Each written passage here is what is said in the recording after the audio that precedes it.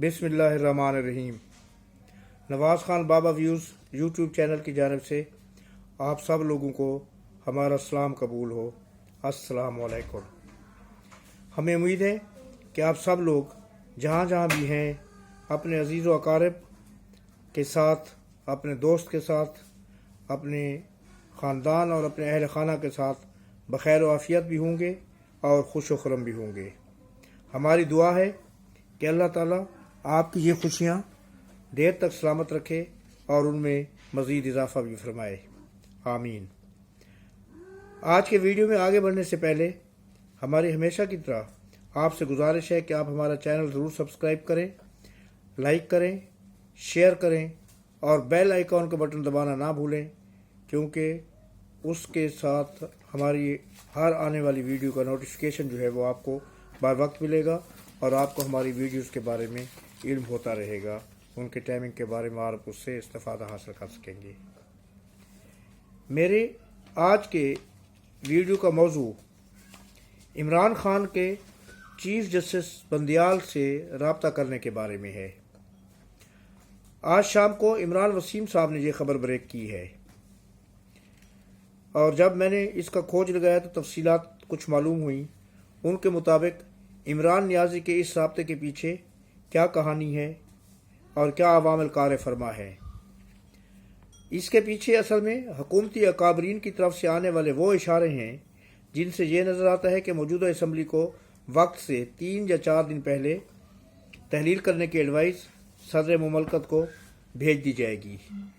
क्योंकि ऐन के तहत अगर असम्बली अपनी मुद्दत पूरी करे, आखिरी दिन तक चले, तो 60 दिन के अंदर नए इंतखाबात कराना ज़रूरी होते हैं। लेकिन अगर असम्बली वक्त से पहले तहलील हो, चाहे वो 1 दिन पहले ही क्यों ना तहलील हो, तो फिर आइन में ये प्रोविज़न मौजूद है कि इलेक्शन 90 दिन के अंदर कराया जा सकता है। और हालात इसी तरफ इशारा कर रहे हैं कि असम्बली को मुकर्रर वक्त से पहले तहलील कर दिया जाए और उसके बाद 90 दिन के अंदर अंदर नए इलेक्शन करा दिए जाएंगे।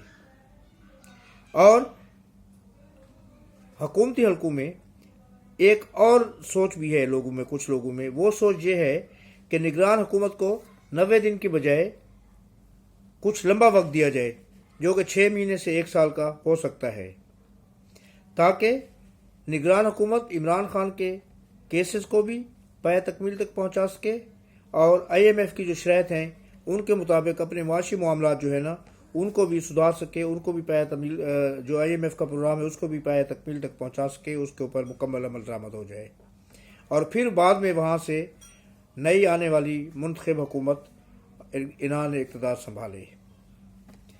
इमरान खान को अब क्या अंदेशा है, वो क्यों उमर अता बंदियाल से रब्ता कर रहे हैं?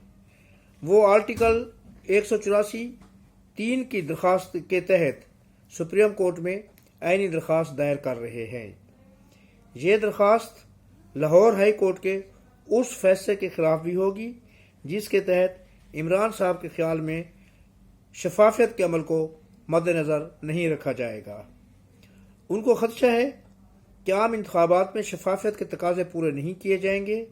और returning officers, district returning officer, assistant returning officer जो होते हैं वो सिविल इंतजामिया से आमतौर पर जो लिए जाते हैं, उसका मतलब ये है कि इंतखाबात का अमल साफ और शफाफ होने पर शकूक व शुबहात पैदा होंगे, क्योंकि ये लोग जो सिविल से मतलब जो होते हैं कि सिविल ब्यूरोक्रेसी से मुतल्लिक होते हैं, जिसके ऊपर बहरहाल हुकूमत का या सूबाई हुकूमत का जो है वो असर व रसूख असरअंदाज ज़रूर होता है। और इस मामले पर अप्रैल 2023 में इमरान साहब ने हाई कोर्ट लाहौर से भी रजू किया था और इलेक्शन कमीशन की दरख्वास्त भी उस सिलसिले में मौजूद है कि जिसमें उन्होंने KPK और पंजाब के जो इलेक्शन होने थे 14 मई को जो नहीं हुए थे, उसके बारे में इलेक्शन कमीशन ने भी लाहौर हाई कोर्ट से रिक्वेस्ट की थी कि उनको जुडिशरी से लोग दिए जाएँ, ROs और DROs, और लेकिन हाई कोर्ट ने उस वक्त इनकार कर दिया था। अब इस फैसले के खिलाफ सुप्रीम कोर्ट से रजू किया जा रहा है ताकि सुप्रीम कोर्ट जुडिशरी से ROs और DROs की तैनाती का हुक्म दे, क्योंकि कहीं ना कहीं इमरान खान के जहन में ये बात है कि जुडिशरी की हमदर्दियाँ کیونکہ ان کے ساتھ ہیں تو شاید ان کو یقیناً اس سے کچھ فائدہ ملے گا۔ اور یہ چیز تو خیر روز روشن کی طرح یہاں ہے، عمران خان کے ذہن میں نہیں بلکہ ہم لوگوں کے بھی ذہن میں ہے، آپ لوگوں کے بھی ذہن میں ہے کہ جوڈیشری سے ان کو ایکسٹرا آرڈنری ریلیف ملتے رہتے ہیں۔ تو اس لیے ان کی یہ کوشش ہے کہ یہ الیکشن جو ہے وہ سول بیوروکریسی کی بجائے جوڈیشری کے تحت منعقد کیے جائیں۔ دوسری خبر بھی عمران نیازی صاحب سے متعلق ہے کہ جج طاہر سپرا کی عدالت میں عمران صاحب اور ان کی مرشد پنکی پیرنی کے مقدمات کے متعلق جو درخواستیں تھیں کہ یہ مقدمات موجودہ عدالت سے دوسری عدالتوں میں منتقل کیے جائیں، مگر یہ درخواستیں ہائی کورٹ کے چیف جسٹس جناب عامر فاروق نے رد کر دیں۔ یہ درخواستیں توشہ خانہ اور 9 مئی سے متعلق جو واقعات ہوئے تھے اس کے بارے میں تھیں۔ تو دیکھا جائے تو آج عمران نیازی کو اس سلسلے میں شکست کا ذائقہ چکھنا پڑا اور ان کے وکیل وہ ریلیف لینے میں ہائی کورٹ سے ناکام رہے جن کے لیے وہ بہت سرتوڑ کوشش کر رہے تھے۔ پھر ایک اور اہم خبر سیشن کورٹ سے، جس میں ایڈیشنل سیشن جج جناب ہمایوں دلاور خان عمران خان کے خلاف مشہور زمانہ توشہ خانہ کیس کی سماعت کر رہے ہیں، اور اب یہ سماعت جو ہے تقریباً یوں سمجھیں کہ اختتامی مراحل کی طرف جا رہی ہے۔ اس میں ہمایوں دلاور خان کے خلاف عمران صاحب نے کئی درخواستیں دائر کی ہوئی ہیں، جس میں ان کے اوپر عدم اعتماد کیا گیا ہے۔ ان کے کچھ فیس بک کے معاملات ہیں جن کے بارے میں یہ کہا گیا کہ یہ فیس بک پہ ان کی پوسٹ ہیں جو کہ پی ٹی اے یا عمران خان کے خلاف ان کی مخاصمت کو ظاہر کرتی ہیں، اور اس درخواست کا مطلب یہ بھی تھا کہ سوموار والے دن جو ہونے والی سماعت ہے اس کو رکوایا جائے، اور یہ جو کیس چل رہا ہے اس کی سماعت کے خلاف جو ہے وہ اسٹے آرڈر لیا جائے۔ مگر عمران خان کے وکلا کو اس میں بھی کامیابی نہ ہوئی۔ حکم امتناع والی درخواست رد ہونے کے بعد پیر کو عمران نیازی نے دفعہ 342 کے تحت اپنا بیان ریکارڈ کرانا ہے،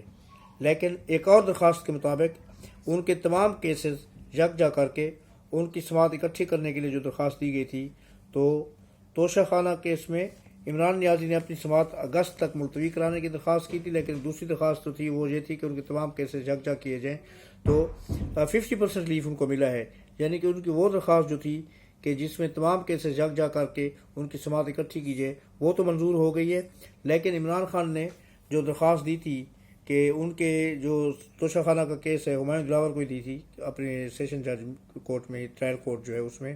کہ اس کیس کو اگست تک ملتوی کیا جائے، تو ہمایوں دلاور صاحب نے ان کے وکیلوں سے یہ یقین دہانی مانگی کہ عمران خان اگلی سماعت، اگر ان کی سماعت ملتوی کی جاتی تو اگلی سماعت پر حاضر ہوں گے، تو جس پر ان کے ایک وکیل جو ہے نا گوہر صاحب، انہوں نے تو انکار کر دیا، وہ کہتے ہیں کہ جی ہم نے تو عمران صاحب کے احکامات پر چلنا ہوتا ہے تو ہم یہ یقین دہانی نہیں کرا سکتے، لیکن ان کے جو مین سینئر وکیل ہیں خواجہ حارث، انہوں نے اس کی یقین دہانی کرائی کہ عمران خان اس دن اگلی سماعت پر ضرور پیش ہوں گے۔ لیکن جج دلاور نے اس انڈر ٹیکنگ کے بعد بھی سماعت جو ہے صرف اور صرف پیر تک کے لیے ملتوی کی، اور کہ وہ پیر والے دن حاضر ہوں گے اور اپنا 342 کا جو بیان ہے وہ قلم بند کرائیں گے۔ ان کی یقین دہانی کو قبول کیا گیا، لیکن اگست تک جو ہے سماعت ملتوی کرنے سے انکار کر دیا گیا، کیونکہ جج صاحب کے مطابق اب یہ کیس اختتامی مراحل میں ہے اور اس کو مزید لٹکایا نہیں جا سکتا۔ لیکن اب سوال یہ پیدا ہوتا ہے کہ اگر عمران نیازی سوموار کو اپنے وکیل کی یقین دہانی کے باوجود بھی عدالت میں پیش نہیں ہوتے، حاضر نہیں ہوتے، تو پھر کیا ہوگا؟ ایز یوزول اگر جو کہ ان کی روایت ہے کہ وہ عدالتوں میں حاضر نہیں ہوتے، یہ کیس 7 مہینے سے چل رہا ہے اس میں صرف ایک دفعہ حاضر ہوئے ہیں، تو پھر اس کا بہت بڑا نیگیٹو امپیکٹ ہوگا، اور جس سے عمران نیازی کو نقصان پہنچنے کا اندیشہ ہے۔ وہ نیگیٹو امپیکٹ عمران خان کے خلاف ہی ہوگا، کسی اور کے خلاف نہیں ہوگا۔ ہمارا یہ خیال ہے، اور میرے خیال میں آپ لوگ بھی اس سے متفق ہوں گے، اگر آپ اپنی رائے کا اظہار کرنا چاہتے ہیں تو کامنٹس میں ضرور کامنٹس دیجیے گا، کہ اب عمران صاحب کو میں نہ مانوں والی روش کو ترک کر کے معاملات کو सुलझाने की तरफ आना चाहिए। अपने आप को जो उनके ऊपर इल्ज़ामात हैं उनसे क्लियर करें और पाकिस्तान के सियासत के मरकज़ी धारे में एक दफ़ा फिर वो वापस आए। उन्हें उस मरकज़ी धारे में वापस आना चाहिए और अपना अहम किरदार मुस्बत अंदाज में अदा करना चाहिए ताकि मुल्क की सियासत में उनकी अदम मौजूदगी में कोई खला पैदा ना हो, क्योंकि इस वक्त जो हालात बज़ाहिर नज़र आ रहे हैं उसमें उनका सियासत से एग्ज़िट नज़र आ रहा है। उनका सियासत में मौजूदगी हमें आइंदा आने वाले दिनों में नज़र नहीं आ रही। तो ये कुछ अच्छा जो है वो शगुन नहीं है कि एक मकबूल लीडर जो है वो मुल्क की सियासत के धारे से ही आउट हो जाए। लिहाजा उनको अपने इस वैक्यूम को पैदा होने की जो है वो उसमें कोशिश करनी चाहिए कि इस तरह का कोई वैक्यूम पैदा ना हो, क्योंकि अगर ऐसा कोई वैक्यूम पैदा होता है और वो सियासी धारे से अलग हो जाते हैं तो उनकी गैरहाज़िरी में जो वैक्यूम पैदा होगा या जो खला पैदा होगा तो वो मुल्क और कौम दोनों के लिए नुकसानदेह है। इसमें इमरान खान की ज़ात अपनी ज़ात भी शामिल है, उनके लिए भी ये नुकसानदेह है, मुल्क के लिए भी नुकसानदेह है और कौम के लिए भी नुकसानदेह साबित होगा। तो उन्हें चाहिए कि अब वो कम अज़ कम अपनी वो पुरानी रविश को तर्क करें और एक संजीदा सियासत की तरफ लौट कर आएँ और उसमें आके भरपूर अपना किरदार अदा करें और हिस्सा लें। आज तक के लिए इतना ही। यार जिंदा सोबत बाकी,